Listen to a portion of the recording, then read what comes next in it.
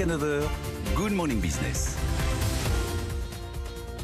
Il est 8h21, c'est donc le leader de la CFE-CGC, François Omril, qui est avec nous par caméra interposée. Bonjour Monsieur Omril, bonjour, merci d'être avec nous de bon matin sur BFM Business. Beaucoup de sujets à voir avec vous, et notamment ces nouvelles modalités qui vont s'appliquer dans les prochaines semaines pour les gardes d'enfants par les parents qui vont être un petit peu contrariés, on va le dire poliment comme ça, par ces nouveaux impératifs. Déjà, première question, il y avait une rencontre apparemment hier, je crois, au ministère du Travail avec les syndicats. Est-ce que vous avez tout compris, vous, François Omril? Est-ce que tout est clair pour vous ce matin? C'est complexe, c'est difficile de répondre à votre question en disant que tout est clair. Je pense qu'il faut, et en tout cas c'est ma ligne de conduite depuis un an maintenant, il faut quand même respecter dans les décisions qui sont prises par le gouvernement la difficulté qu'il y a à évaluer en même temps les données qui évoluent au jour le jour et les décisions qui sont à prendre. Moi je dois vous dire, je suis assez mal à l'aise dès l'instant qu'il s'agit de trop commenter, voire de critiquer ce que fait le gouvernement en la matière, pour une raison en fait assez simple, c'est que si je devais le faire, je ne saurais pas trop sur quel argument me baser pour dire qu'ils en font trop ou pas assez, et que par ailleurs, pour ce qui me concerne, je ne saurais pas quoi recommander à la place. Donc, voilà, le gouvernement prend des décisions, c'est vrai qu'elles sont complexes, vous avez raison, il faut que chacun, d'une certaine façon, en fonction de son propre environnement, s'adapte à ces nouvelles contraintes. On voit bien d'ailleurs qu'il y a des difficultés pour le faire. Mais après, il faut surtout, c'est mon rôle en tant que responsable syndical, mesurer les conséquences que ça a sur le travail, sur l'environnement de travail, et essayer de répondre aux problèmes que ça pose. Ça va se roder, ça va se faire à l'usage, comme on dit. Le quoi qu'il en coûte, parce que ça reste le message du gouvernement, le quoi qu'il en coûte est toujours d'actualité. On continue à indemniser toujours avec les mêmes aides, celles et ceux qui en ont besoin, et les besoins vont être de plus en plus forts. Est-ce que vous avez l'impression qu'à l'aune de ce nouveau reconfinement, il va en falloir peut-être encore plus, toujours plus par rapport aux aides qui, en l'état actuel des choses, restent intactes? Comment est-ce que vous regardez ça, François Omril? Le toujours plus, d'une certaine façon, c'est dans la durée, l'accumulation continue. S'agissant des organismes qui cofinancent le chômage partiel, c'est le cas de l'UNEDIC. Oui. Il y a d'abord les circonstances économiques qui font que les ressources s'affaiblissent, et en même temps, l'UNEDIC, pour ce qui concerne l'implication des partenaires sociaux, finance pour un tiers le chômage partiel. Mais il faut quand même rappeler que la décision du recours massif au chômage partiel est une décision que tout le monde soutient et que nous, à la CFE-CGC, on soutient.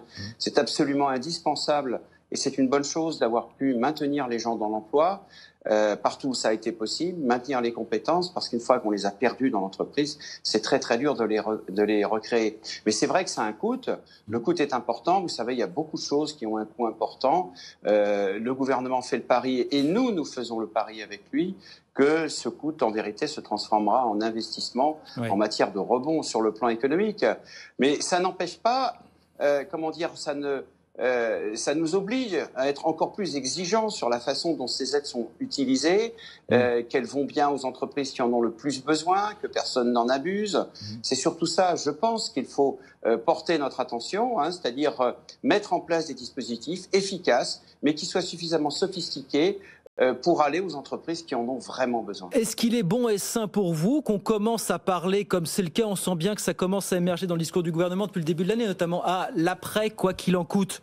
Voyez avec quelle fréquence Bruno Le Maire évoque la réforme des retraites, toujours et encore, parfois sans qu'on lui pose la question, il évoque le thème de la réforme des retraites.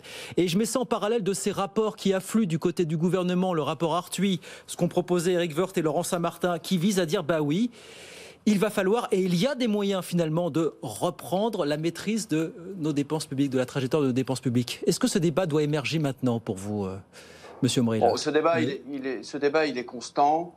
Mais est-ce qu'il est légitime pour vous encore plus aujourd'hui?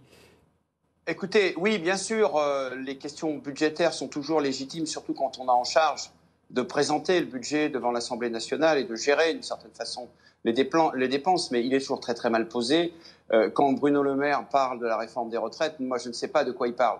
Il serait bon d'ailleurs. Mais vous savez bien de quoi il parle. Vous savez bien de quoi il parle, Monsieur Omril. Vous savez bien de quoi il parle. Oui, alors s'il parle effectivement de relancer un dispositif dont le seul objectif sera de diminuer le volume des pensions d'une manière globale, parce que certains ont considéré que 13, 14 ou 15% du PIB, c'est trop, eh ben moi je serais forcément toujours en désaccord. C'est pas forcément de ça dont il parle. Vous savez très bien. Est-ce que ça va être d'accélérer la réforme Touraine, c'est-à-dire augmenter le nombre de trimestres de cotisation, ou pourquoi pas de réintroduire l'âge pivot, ou de réintroduire le débat sur l'âge de départ légal à la retraite? C'est plus de ça qu'il parle que du niveau des pensions, vous le savez bien. Oui, mais même s'il parle de ça, tout ça, on en discute.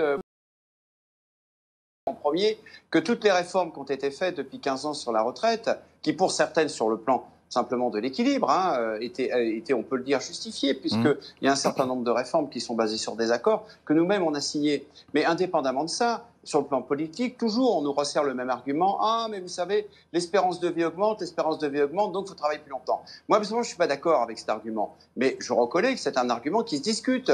Eh bien, écoutez, cet argument, il n'existe plus, puisque l'espérance de vie, elle a commencé à reculer en France. Elle recule depuis 3 ans aux États-Unis. Elle est stable d'une manière générale dans tous les pays de l'OCDE. Donc, si vous voulez, on va en terminer avec cet argument-là.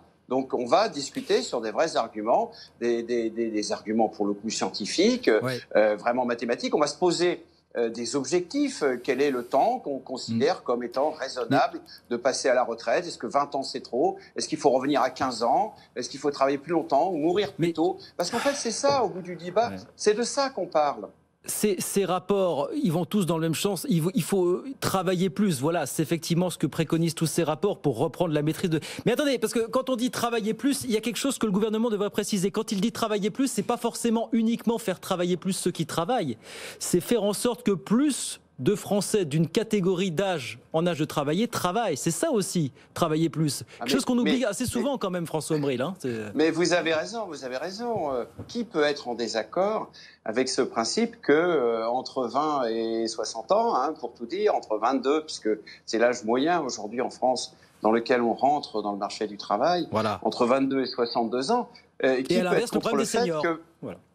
Et si vous voulez, dans cette période-là, il faut bien sûr que le maximum de monde travaille. Et ça repose la question du chômage, ça repose la question de l'emploi, de la croissance économique, de la façon dont il faut pousser cette croissance-là, de l'investissement dans la recherche, de la mise à disposition de dispositifs incitatifs et promoteurs de l'investissement qui soient ciblés. Vous savez, tout est... Enfin, moi, il y a le quoi qu'il en coûte, il y a le tout est dans le tout, etc. Moi, je veux simplement signaler, comme je l'ai dit depuis 4 ans, que le CICE est un scandale absolu. 20 milliards donnés aux entreprises, sans garantie ni retour, qui sont financés en immense majorité sur des impôts sur la classe moyenne, les impôts directs. Tout ça est un gâchis absolu. Moi, je suis d'accord pour qu'on s'intéresse aux dépenses publiques, mais bien entendu, eh bien, je suis d'accord pour qu'on regarde quels sont les dispositifs qui vont vers les entreprises, les exonérations de toute nature et dont on peine à démontrer l'efficacité économique. C'est effectivement un débat global. Mais s'il s'agit...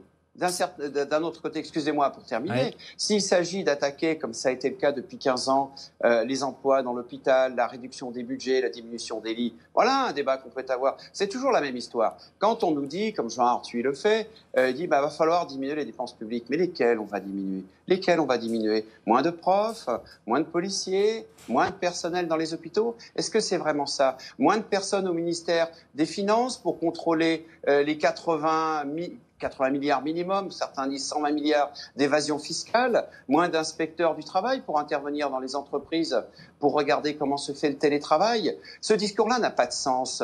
Dire, comme on nous le dit depuis tant d'années, il faut diminuer, mais c'est pas vrai. Les dépenses publiques en France... Non, ce que disent les rapports, c'est on peut faire mieux avec moins. Alors ça, après, c'est une question de point de vue, mais voilà le débat qui est posé. On peut faire mieux avec moins. Écoutez, je vais vous dire, cette année, j'ai 60 ans. Moi, ça fait 35 ans que je bosse, que je travaille dans l'industrie, et j'ai toujours entendu ça. On va faire mieux avec moins. C'est ce que j'appelle l'impasse de la gestion par les coûts. On fait mieux avec moins. Mais ça n'existe pas. Ça n'est pas possible. Il faut faire mieux, effectivement, avec des politiques ciblées et surtout avec de l'argent qui est investi au bon endroit. En tout cas, voilà des débats qui vont nous animer, a fortiori les prochains mois à l'occasion de la campagne présidentielle. Et on parlera bien sûr avec vous et à l'ensemble des acteurs. Joyeuse fête de Pâques en attendant, Monsieur Ombril, en attendant de reparler de tous ces débats de fond. Merci de votre invitation. Et on s'en reparle bien sûr d'ici la prochaine campagne présidentielle. François Ombril, le leader de la CFE-CGC avec nous sur BFM Business.